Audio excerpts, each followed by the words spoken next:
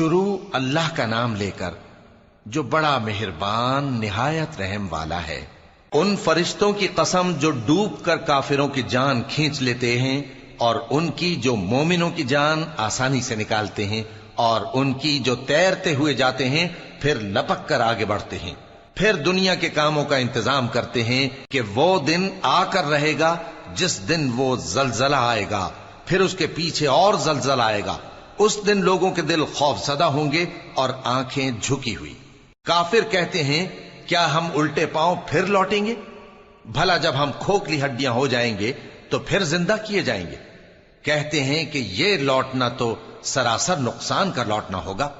تو بس وہ ایک ڈانٹ ہوگی، اس وقت وہ سب میدان حشر میں آ جمع ہوں گے۔ بھلا تم کو موسیٰ کی حکایت پہنچی ہے جب ان کے پروردگار نے ان کو پاک میدان یعنی طویٰ میں پکارا اور حکم دیا کہ فرعون کے پاس جاؤ کہ وہ سرکش ہو رہا ہے، پھر اس سے کہو کہ کیا تو چاہتا ہے کہ پاک ہو جائے اور میں تجھے تیرے پروردگار کا رستہ بتاؤں تاکہ تجھ کو خوف پیدا ہو؟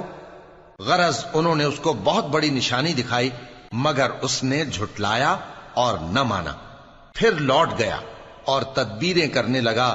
سو اس نے لوگوں کو اکٹھا کیا، پھر بلند آواز سے بولا، سو کہنے لگا کہ تمہارا سب سے بڑا مالک میں ہوں۔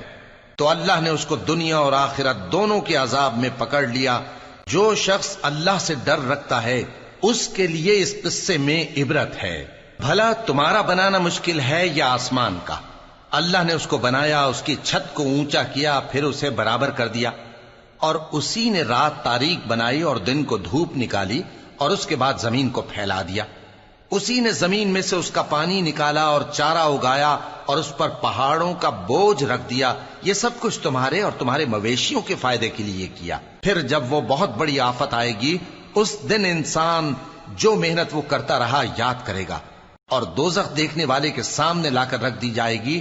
اب جس نے سرکشی کی اور دنیا کی زندگی کو مقدم رکھا تو اس کا ٹھکانہ دوزخ ہی ہے، اور جو اپنے پروردگار کے سامنے کھڑے ہونے سے ڈرتا اور نفس کو بیجا خواہشوں سے روکتا رہا تو اس کا ٹھکانہ بہشت ہی ہے۔ اے پیغمبر صلی اللہ علیہ وآلہ وسلم، لوگ تم سے قیامت کے بارے میں پوچھتے ہیں کہ اس کی آمد کب ہے، سو تم اس کے ذکر کی طرف سے کس فکر میں ہو؟